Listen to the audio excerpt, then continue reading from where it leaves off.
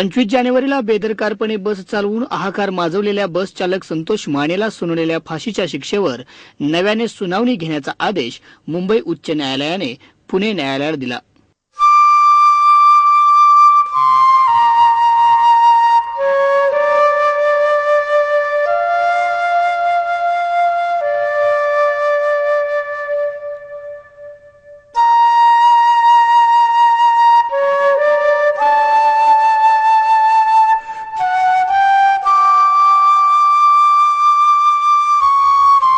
स्वारगेट आगारातील बस पळवून बेदरकारपणे चालवल्याने 9 जणांना जीव गमवावा लागला होता, तर 37 जण गंभीर जखमी झाले होते।